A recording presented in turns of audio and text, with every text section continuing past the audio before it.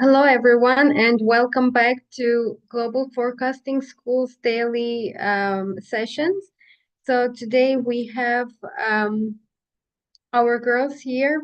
We are going to talk about the projects that the Global Forecasting School is working on now.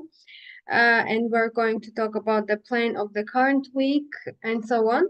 But first, let me start with um, telling you about the courses that the Better Policy Project is organizing. So the new dates for the courses are already available on the Better Policy Project website. So it is the Better Policy Project / courses. And the good news here is that we now are also offering the Diner Julia courses. We are working daily on the Diner Julia project, adding new tools there, and that's a project that is still in the progress, but we have decided that we're going to do courses along the way. Because we already have a few models that we developed in Diner Julia, which are the endocred model, which is now both in quarterly and monthly frequency, as well as we have worked on some structural models in Diner Julia. So we are going to start now teaching it as well. Besides, very soon the summer boot camp is going to start in Dilijan, Armenia, and we have a very exciting lineup of speakers. And very soon on our website, you will be able to find more information about it. So stay tuned. In particular, the one of the most exciting seminars we are all looking forward is with Professor Morris Obstfeld, who is going to talk about the R star. So there shortly will be information about that on our website. And today, so with us, we have Miriam, who is going to start the session. And then Diana, Anna, and Kohar will continue talking about the current projects and so on. So, Mariam, please, the floor is yours. Thank you, President. I hope you can understand me well. Today, as you said, I'm starting with our GFS students product to share with you. Basically, as we all know, we are just working again on the case A, case B scenario update for the United States. And we are thinking about the story that we need to incorporate into our cases. And on Friday, we will have the case A, case B results as well. So before that, since we're in the process of updating our case A, case B stories, let me just start sharing our views, what we think to share with you on Friday. Basically, let me share the presentation with you. So, yes. So let me start with the key points.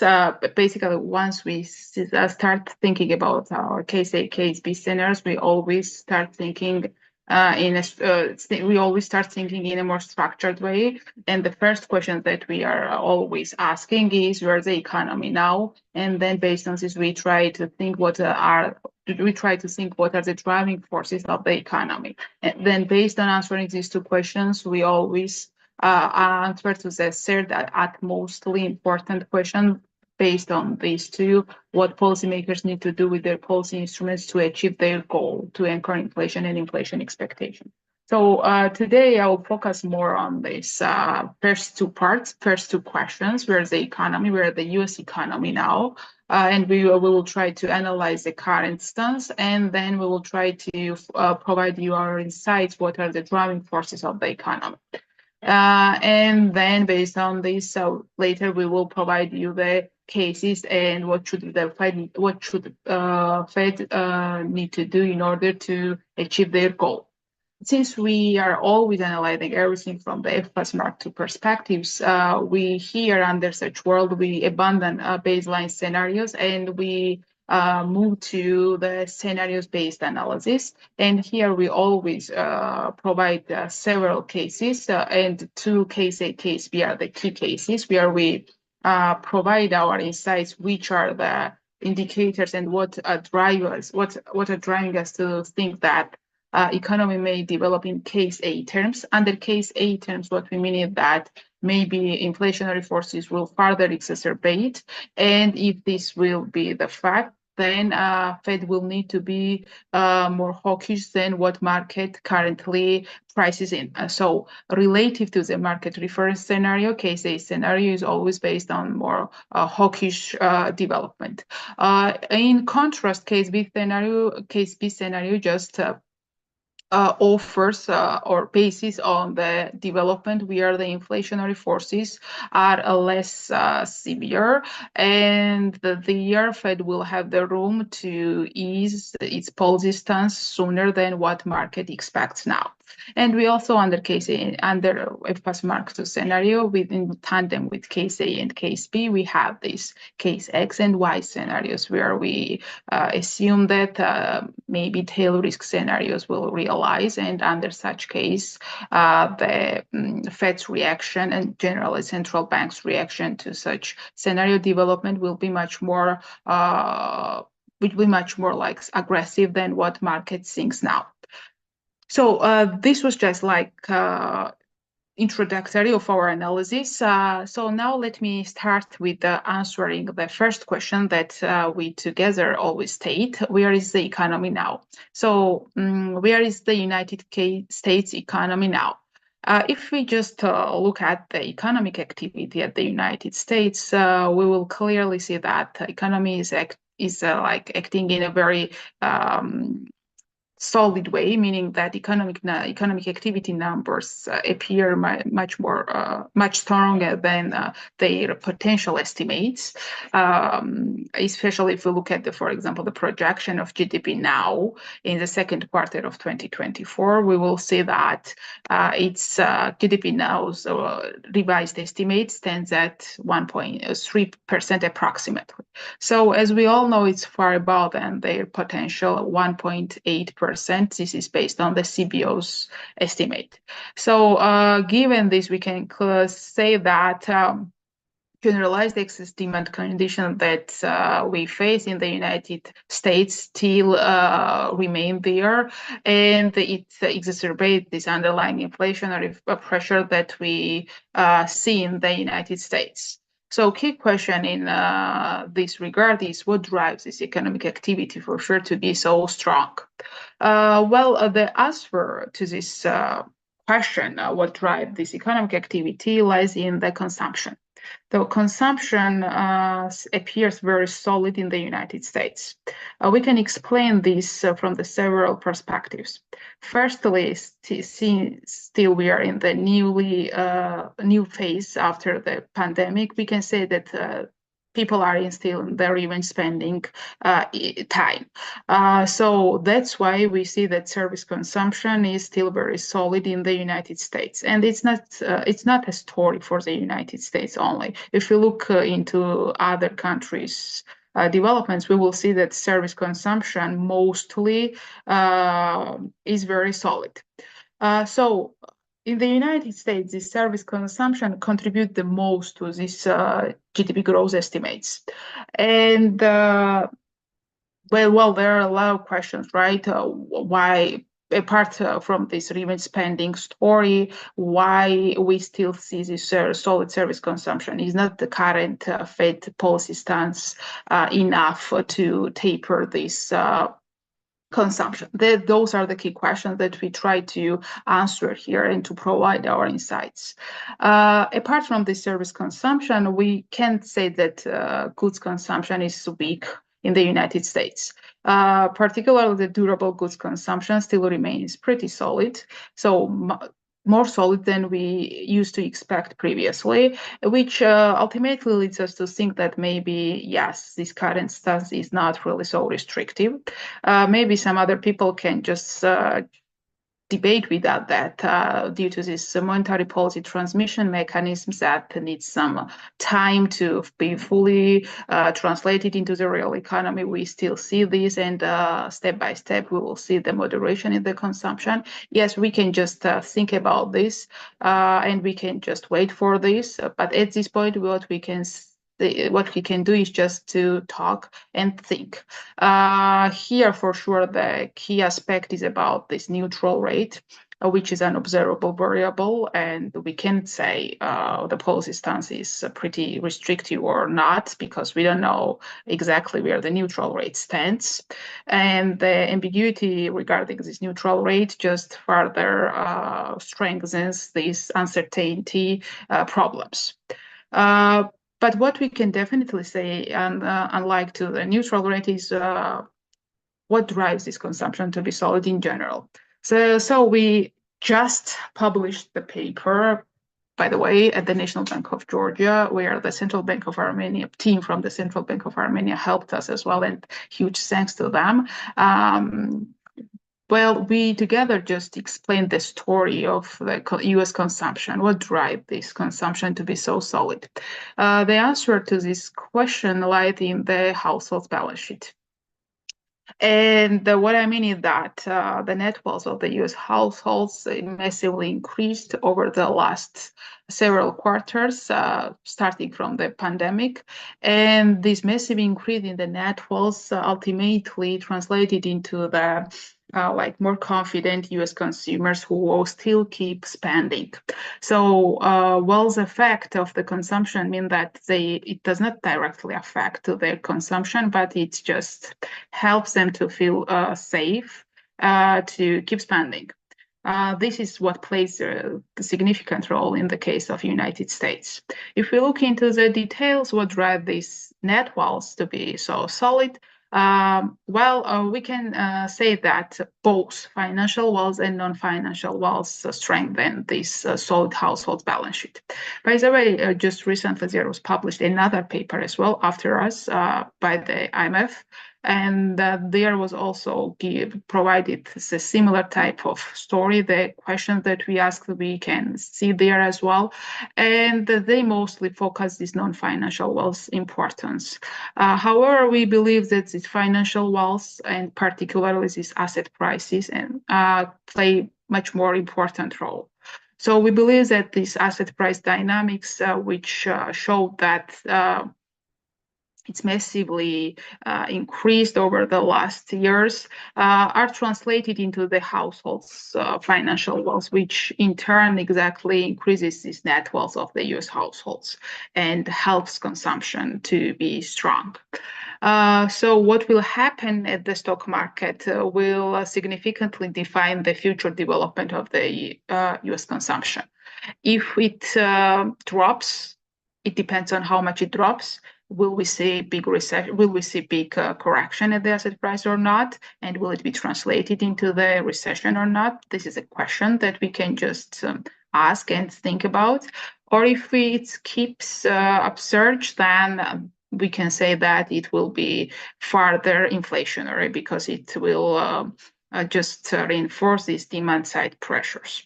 So what will happen at the stock market will be very important, and we are very actively observing this. We don't have that, by the way, we don't have the data of the second quarter of the household balance sheet, but given that we know what happened in the second quarter at the stock market, we can say that it would be again solid once the Fed will publish it. And this exactly explains this consumption-driven growth in the United States. So this consumption-driven growth, as I've said, is inflationary. And we see this in underlying inflation measures. Like if we look at the sticky price inflation, we see some moderation, but the pace of the moderation is very low.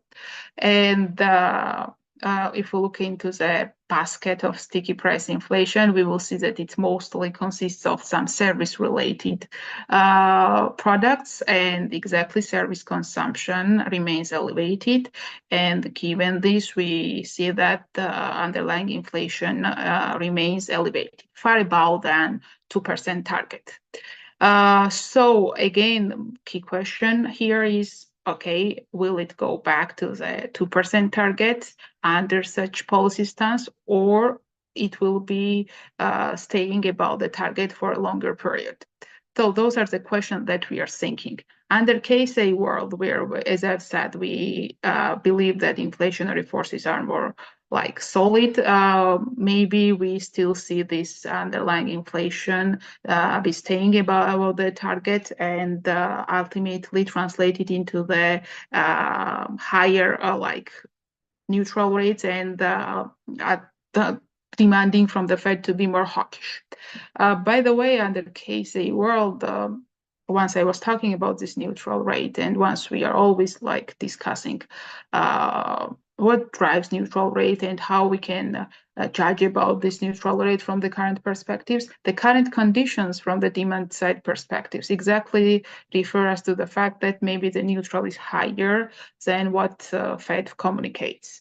What Fed communicates is like approximately 2.8%, like being between 2.5-3%. So if we believe in more Larry Summers' argument, the neutral is in more fours rather than in twos, then is this argument more strengthened our views that maybe that's why we don't see this moderation in the demand side, and that's why that's why the policy stance is not so restrictive.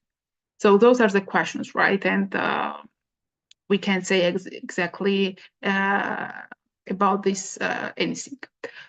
So this was about the underlying inflation, as I've said, which is mostly driven from the demand side factors. By the way, supply side factors also play a crucial role. But before moving to this, let me also provide you some analysis that we just carried out. So while we were talking about this inflation and the pace of the inflation, but also the key question is what's happening in the relative prices. So given the recent years, we see some distortions in relative prices as well. Particularly, we can say that flexible prices over some sticky prices distorted significantly. And then later we saw that sticky price measures as well, sticky price level as well started to alleviate. Here, what you see that the price level of flexible and sticky prices and also core CPI in price levels.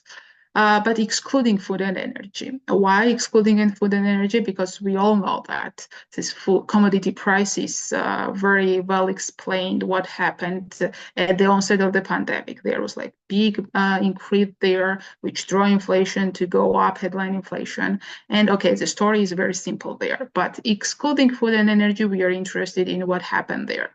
In terms of flexible price level, you see the yellow line.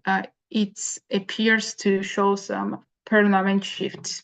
We are not really sure that it will go back to the pre-pandemic level, right? And while we observe these dynamics in the flexible prices, it led us to think what happened there. The first answer to this question is the car market. Car market clears many things there. The car market the car prices and generally the cars are included in the flexible basket.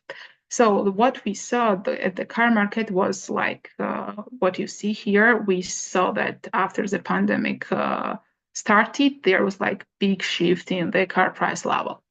And this car price level still remains far elevated than the pre-pandemic level. Questions that we ask here are very simple. Are they going to revert to the pre-pandemic level or not? Given the current tendencies, I doubt that. No, it's not gonna revert back because this strong economic activity, this like technological improvements, which are costly for the car producers, basically lead us to think that the price levels are not so easy to moderate. However, this increased competition from these electric vehicles may help this, but it's not so probable that it will go back to the pre-pandemic level. The history of the car market price dynamics also just ensuring this, because over the history, over the last decades, we saw some permanent shift there, and the stories are kind of similar. In 90s, for example, the similar kind of in 1980s, similar kind of things happen. Inflationary forces. Then before that, some recovery in the economic activity, some technological improvements ultimately translated into the higher price levels. So let's see what will happen. But this, like this increase, ultimately, as I've said, just reflected into the higher price level of flexible prices. What you see here is just the relative prices, so flexible over sticky price level. And as you see, at first it's significantly distorted. Currently, it started to moderate, but due to the fact that the products of sticky price level also started to rise, that's why we see that this ratio goes back. So ultimately, the stories and the picture is like very vivid. We have higher price levels for flexible basket as well as for the sticky products. That's why that's like very important, because it exactly affects our pockets and our purchasing power. So all of this basically just what I've said is a story from the demand side perspectives. And for sure, some supply side factors as well help us to explain this case A. But the supply side factors are more ambiguous. They remain much more uncertainty in there.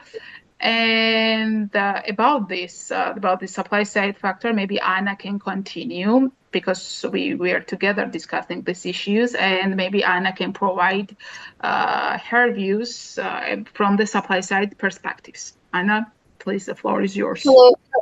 Hello, everyone. Thank you so much, Mariam, for an interesting presentation. Yes, you may keep this slide for me.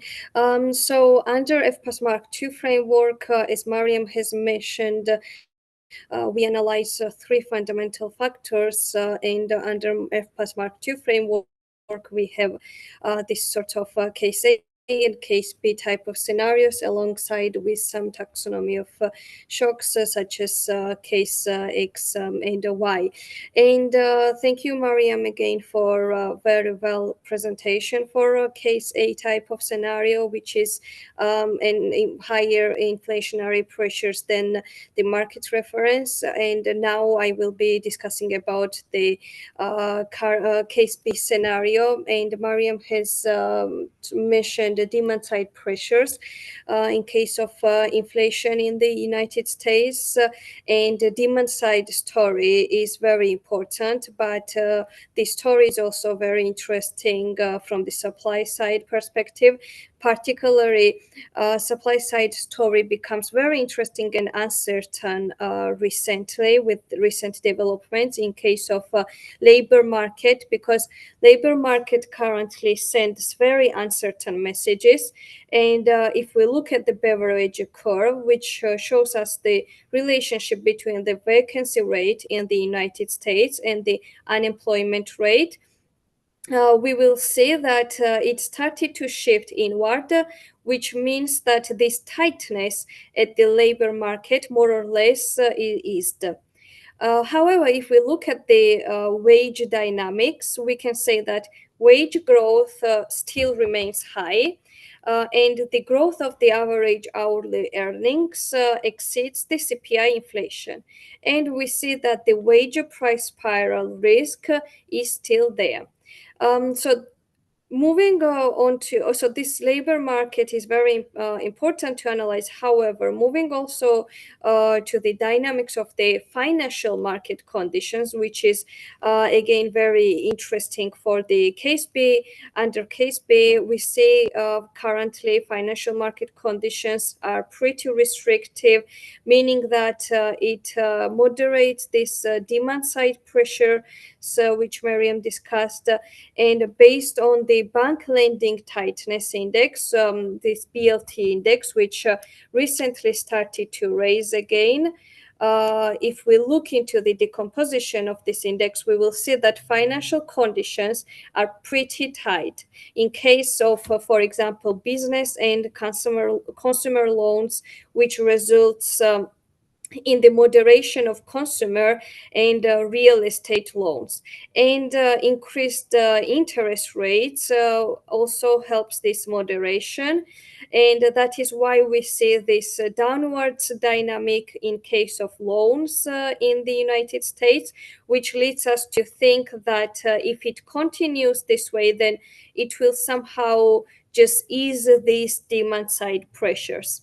And the analysis of financial conditions more or less fits our case B perspective under FPAS Mark II framework. And under FPAS Mark II, market reference and what market thinks is very crucial. So if we look at the market probability tracker of Atlanta Fed, we will clearly see that the market participant has revised up their longer term interest rate expectations. So it leads us to think that maybe this longer term rates will remain still high. And maybe Mariam has discussed about this neutral rate, and maybe the neutral rate is also higher than what Fed likes to communicate. And apart from this, there are also some fundamental factors, including these fiscal related issues. And we discussed these fiscal related issues we discussed in the previous presentations, which is our case X scenario. And also this AI development, these fiscal related issues, and etc. These fundamental factors lead us to think that neutral rate is high in the United States. And the Fed will struggle to keep interest rates for the longer term at low level. And currently what we see is that market thinks that Fed will have just first cut maybe in the next quarter, and the moderation of the policy path is higher than what Fed communicates. So after Fed's recent decision, they communicated in a way that they may only have one rate cut during the year. Also, I wanted to also mention this. Discuss about the 2-year bond rate, which has been bouncing a lot, and I guess this is because of people telling stories, and these stories are sort of different from each other, and in the end there is no hard big story that is sort of backing from the data release. And it's a case A scenario, or it's case B scenario, or case X scenario. There is this big uncertainty Mariam has also mentioned, Larry Summers has sort of started this the debate, and sort of has brought up this topic regarding neutral rate being revised upwards, and is this neutral rate revised upward or not? This is very important, because then this indicates how hard the financial condition needs to get to slow down consumption. And Mariam has discussed how accelerated this consumption is, and how important it is for this current inflationary environment. And Again, thank you for this consumption presentation to Mariam, and for the paper which she has produced with Doug Luxon. So also I would like to mention here that there is some asymmetry, meaning that if we were to get this sort of positive inflationary shock, and we can have a look at the paper by Martin Harding. And the general idea is that in an inflationary environment, you start raising prices to protect yourself as a businesses against raising costs in the future due to inflation expectations and this non-linearities. So raising markups in an inflationary environment are done by the firms, and this sort of creates this inflationary cycle. So now let's briefly analyze a case A scenario and case A scenario which Mariam discussed, and case B scenario which I discussed. Starting with case A, given that there are these demand side pressures, we think that the strong demand may persist, and the strong demand will exactly be fueled by the solid household balance sheet. And if we don't see a moderation in asset prices, which can be validated by higher neutral rate currently, we may still stick to this case A scenario, because these high asset prices will ultimately be translated into the solid household balance sheet, and this will fuel consumption.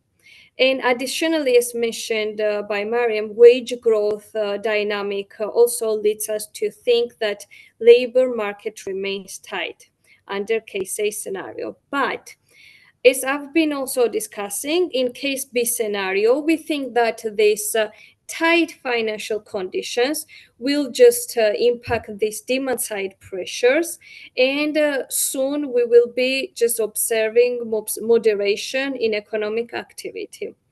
Recently, we are seeing rates of several loans are increasing, and this means that financial conditions may further be tightened as the risk appetite of the commercial banks further is decreasing. And this will be translated into the lower credit and ultimately into the lower consumption. Also, labor market slightly indicates that maybe we will see some moderation from the supply side pressures. So overall, based on all this, so we think that under case scenario, Fed funds rate will increase slightly, or it stays at the current level for a longer period. Additionally, under case A scenario, we say that the strong economic activity remains longer, and it may turn into the higher real rates, because investors will demand higher real rates for longer term. And this will be translated into the increased premium as well. And also in case A, we see unemployment rate will go down in the short term, because in the short term, we will still have this generalized excess demand condition, and later it will just moderate and go up to the 4.2%, which is basically in line with the CBO's estimate. While under case B scenario, which is below the market reference scenario, we follow more dovish scenario development, and we may see that Fed will just decrease its rate faster than currently market expects, and these tight financial conditions that is currently US facing will help them in this regard. And also then unemployment rate will be higher, because of these financial conditions can be translated into the drop in asset prices as well. Finally, we may see some big corrections in the stock market, which will be translated into lower consumption, and we will clearly see this low economic activity, which means that we will have higher employment rate. And finally, as a result, we believe that in case B scenario, the inflation will be lower than the target in the short-term term. However, it will go back to the target over the medium term. And finally, I've come to a conclusion for our case A and case B scenarios. Finally, I would just like to note that this is, as Mariam has also mentioned, in this week we don't really have any new data release. However, every time we receive any new information, we update our analysis, so that if anyone's interested, you're welcome to join our YouTube live stream sessions.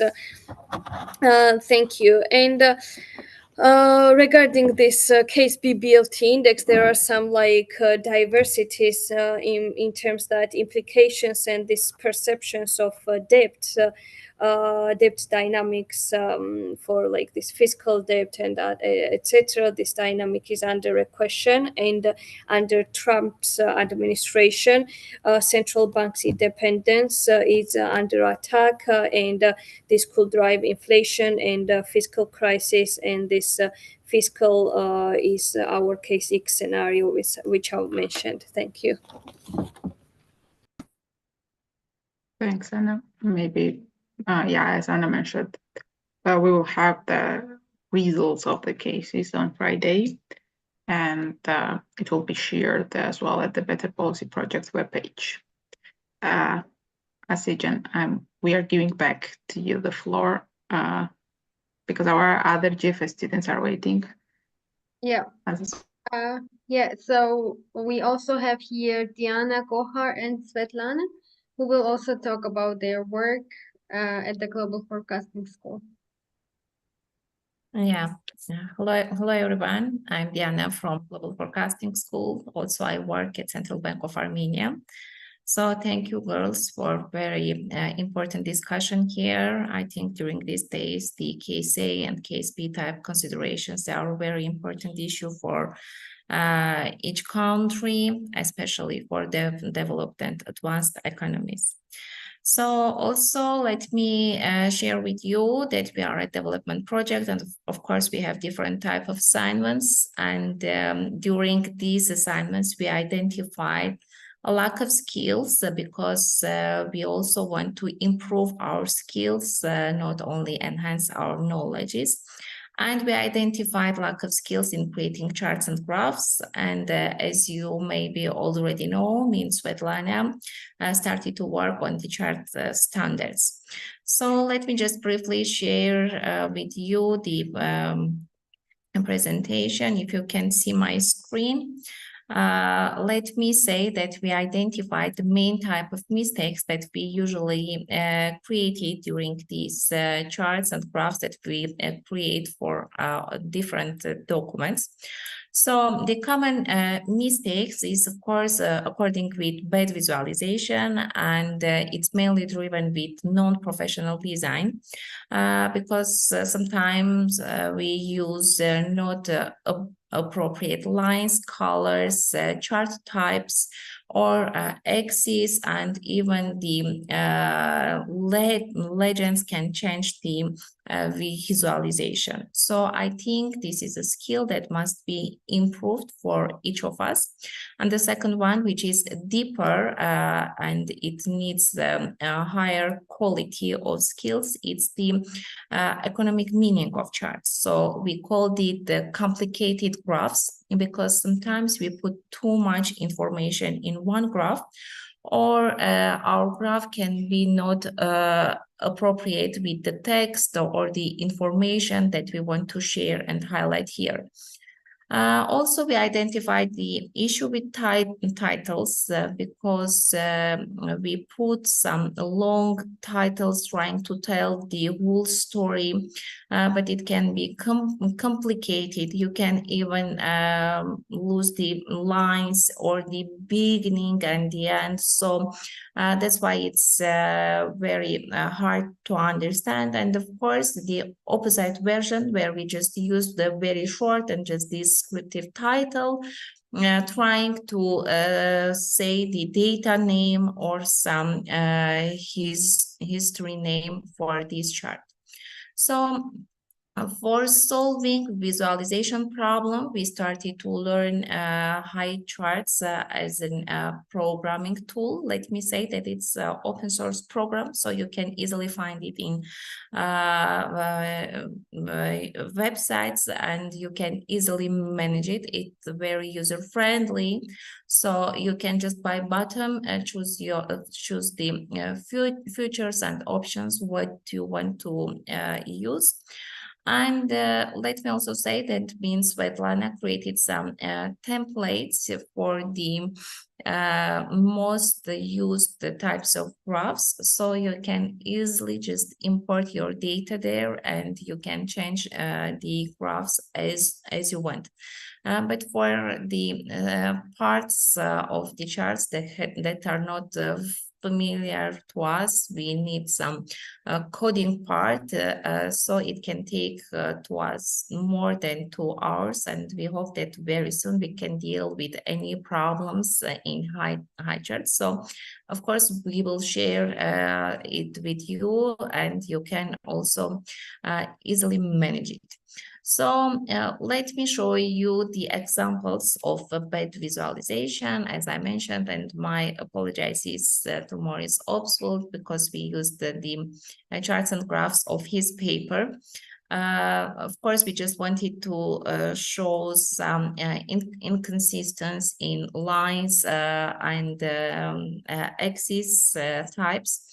And maybe Svetlana will talk about this paper, because we are working on the updated version of this paper. So very soon you can see very new and fresh and user-friendly version of it. And the second type of the mistakes, as I mentioned, even you can see the monetary policy reports charts here, and the visualization problems are somehow solved here. But here we have a problem with the complicated information, because we put many colors, columns, so the title also very long, so you couldn't easily deal with the information here. So we identified that this is also the lack of skills that we need to change here. So for our chart standards, as I mentioned, we need high charts. We need detailed instructions for visualization in terms of axis, legends, shadowed area, everything, and of course the economic meaning of the charts, which we also called economies for economists, and we title it as Bob's Commandments, because our coaches Robert Bob and Doug Laxton help us a lot with their detailed instructions about the economic meaning of the graphs. So, and briefly, let me share the first sequence of charts and graphs that we created, and we created it during a hot debate about the neutral rates that could be higher than estimated by Fed. We know that this debate started with the summer, so we wanted to also share our views. So we put the first chart about the financial conditions, and even we know that financial conditions are tight. We wanted to highlight that maybe they are not be tight enough. So you can see that we put very punchy title here. So with the title of this graph, you can understand the economic meaning inside it. And also we keep some boxes here that you can add some information or comment what you want to share. Let me say that there is a high correlation between tight financial conditions and the recession. So we wanted to highlight it here. So we also shadowed the recession part. And for visualization solving the problem, let me take your attention into the axis, secondary axis as well. So you can see zero line here. the axis name and also legend. So we took into account any detail and feature of these graphs. And for the data time, if you have some information that you want to share with your long data, of course, it must be done here. But if you don't want to tell the story with the history, you can just keep the just last the point of the data, as you can see here. So we wanted to highlight that even financial conditions are tight, we had the GDP growth that is outpacing potential, which of course question the tight financial conditions issue here. So also about the visualization, we highlighted the projected parts. So the shadow one here is about the forecast. We put the potential growth as a shadowed line. And we use here bright colors for make more contrast in external and domestic part of the GDP growth. So I wanted to mix the visualization and the economic meaning of charts that we created. Of course, we can talk more about these issues, but I will give the floor to Svetlana, so she will shortly show us the Morris paper, and thank you for your attention. Thanks, Diane, and thanks, Girl, for this beautiful discussion. So I just want to share with you the old and new version of Morris' Obsolete paper that we have changed here something. So in the left-hand side, you can see the old version, and in the right-hand side, you can see the new version.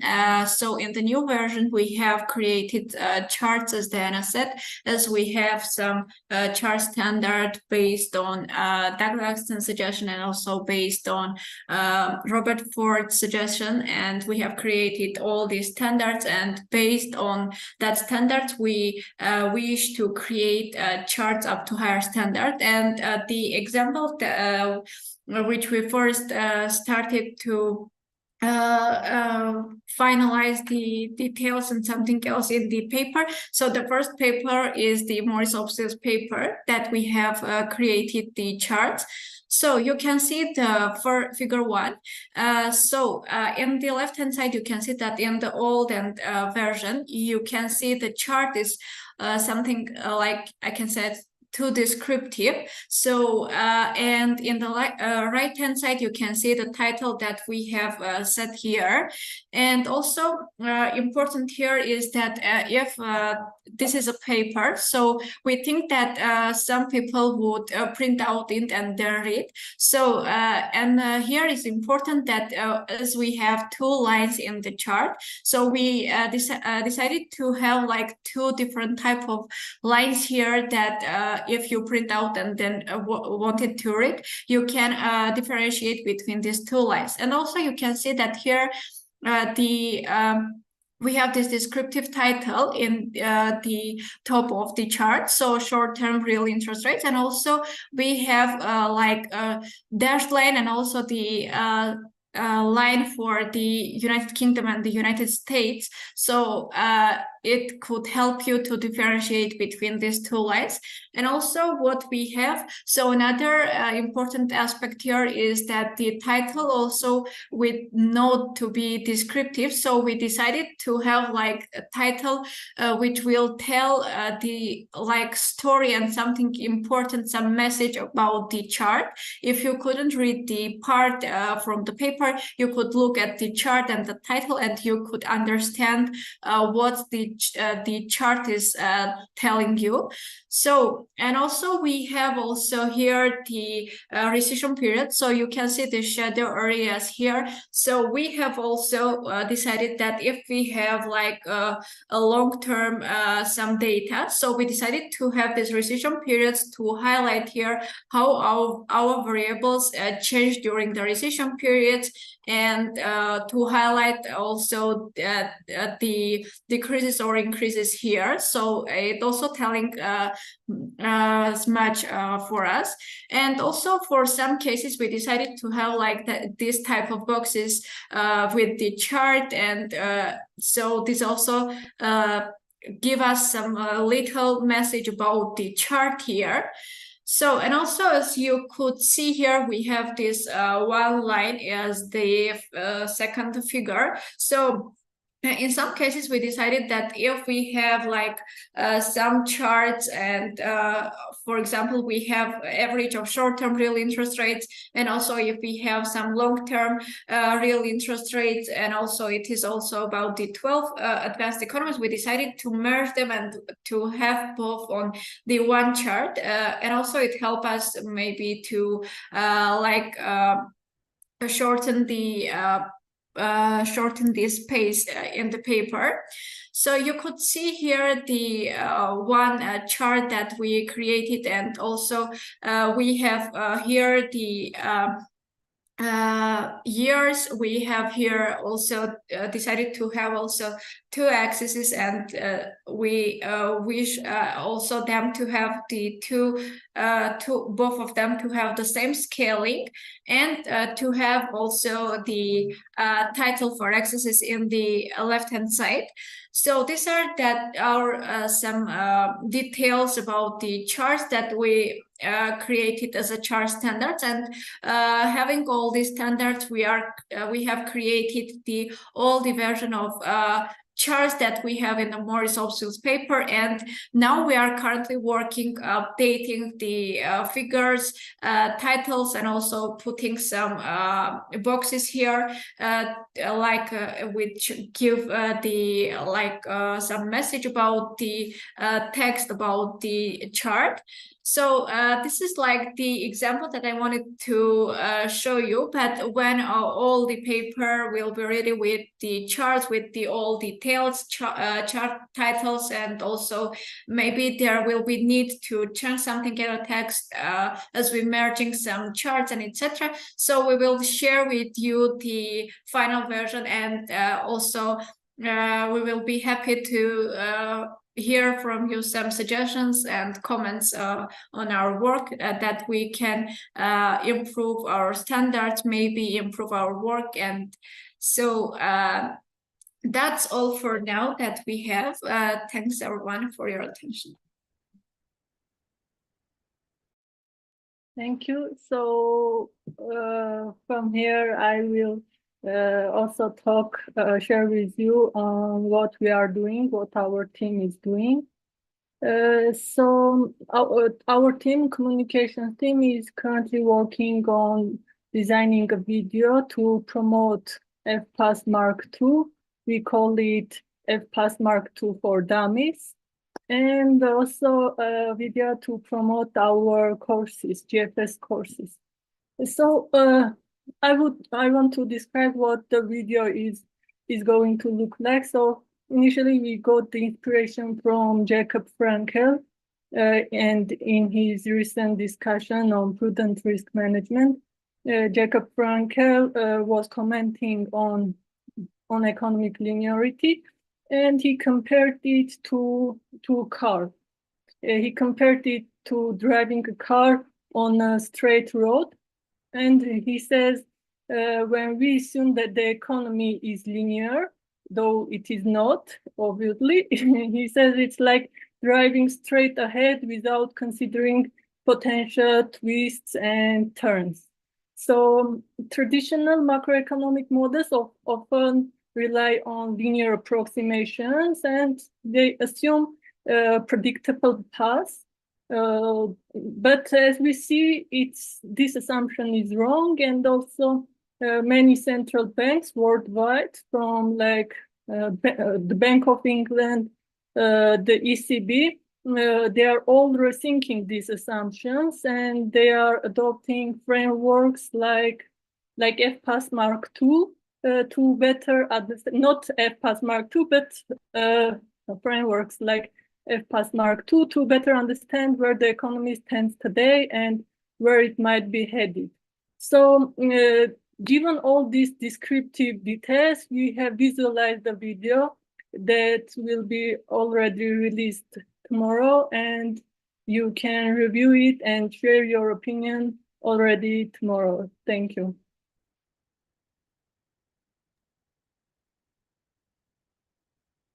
Thanks. I think it will be very interesting for all of us to look at this video tomorrow.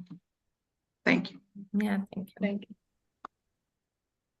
Yes, we are all very looking forward to seeing the video. And it's going to be accessible to general public, I guess, with less economic jargon. So it will Yes. be very interesting. So I would like to thank you girls for the work that you're doing and for presenting it every day. It's very interesting. So it's all for today, and we will meet again tomorrow at the same time. Thank you, all of you. Thank you. Have a nice evening. You too. Thank you all.